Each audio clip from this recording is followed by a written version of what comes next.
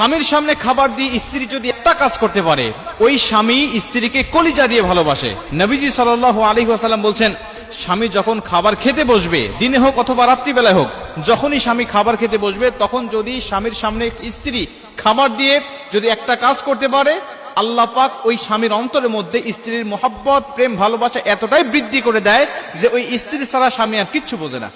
সহিহুল জামের মধ্যে হাদিসটি বর্ণনা হয়েছে এবং তাবরানী শরীফের মধ্যেও হাদিসটা এসেছে। আল্লাহ রাসূল সাল্লাল্লাহু আলাইহি ওয়াসাল্লাম আমাদেরকে, আমাদের স্ত্রীদেরকে এই কাজটি করতে আদেশ করেছেন। আজকে স্বামী স্ত্রীর মধ্যে কোনো মোহাব্বত নাই, কোনো ভালোবাসা নাই, দাম্পত্য জীবনে স্বামী স্ত্রী একেবারে অসুখী। পরকীয়া আজকে আমাদের সমাজে এতটা আকার ধারণ করেছে, মহামারী আকার ধারণ করেছে। আজকে স্বামী স্ত্রীর মধ্যে কোনো সম্পর্ক নাই, কোনো মিল মোহাব্বত নাই।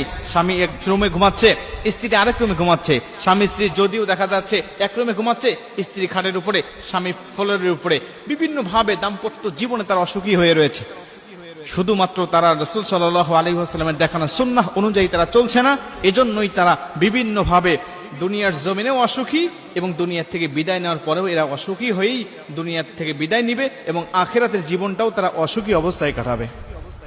রাসূল সাল্লাল্লাহু আলাইহি ওয়াসাল্লাম বলছেন, কোন স্ত্রী যদি স্বামীর মর্যাদা সম্বন্ধে জানতে পারত, কোন স্ত্রী যদি স্বামীর মর্যাদা সম্বন্ধে অবগত হতো, তাহলে ওই স্বামীকে যখন স্ত্রী খাবার দিত, খাবার দিয়ে সে সংসারে কাজকর্মের কথা ভুলে যেত, সংসারে কাজকর্মের কথা ভুলে যেত। সে ছোটাছুটি করতো না, দৌড়ে অন্য কোথাও যেত না। স্বামীর সামনে খাবার দিয়ে স্ত্রী ওখানেই বসে থাকতো। স্বামী যতক্ষণ খাবার শেষ না করতো ততক্ষণ পর্যন্ত স্ত্রী বসে থাকতো। স্বামীর কি লাগবে? পানি লাগবে, পানিটা আগায় দিত। একটু তরকারি লাগবে, আগায় দিত। ভাত লাগবে, আগায় দিত। যখন যেটার প্রয়োজন স্ত্রী তাকে সেটা আগায় দিবে।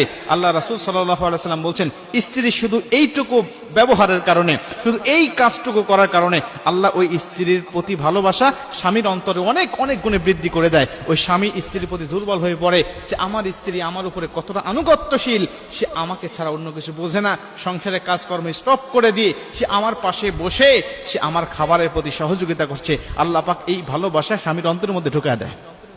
আজকে আমাদের পরিবারের দিকে তাকান, স্বামী যদি স্ত্রীর কাছে খাবার চায়, অনেক স্ত্রী আছে বলে ডাইনিং টেবিলের উপরে খাবার রাখা আছে, পানি রাখা আছে, তুমি একটু খাবারটা খেয়ে নাও। আবার অনেকেই বলে খাবারটা একটু বেড়ে খাও, ওই টিউবওয়েল থেকে, টেপ থেকে একটু পানিটা নিয়ে খাও, আমি একটু ব্যস্ত আছি, আমি সিরিয়াল দেখছি, আমি কাজ করছি, আমি এটা করছি সেটা করছি, তুমি একটু খেয়ে নাও, তুমি একটু বেড়ে নাও। এমন আদেশ পর্যন্ত স্বামীকে করে। ওই স্বামী স্ত্রীকে কেমনে ভালোবাসবে? ওই স্ত্রীর প্রতি স্বামীর মোহাব্বত কেমনে আসবে বলেন?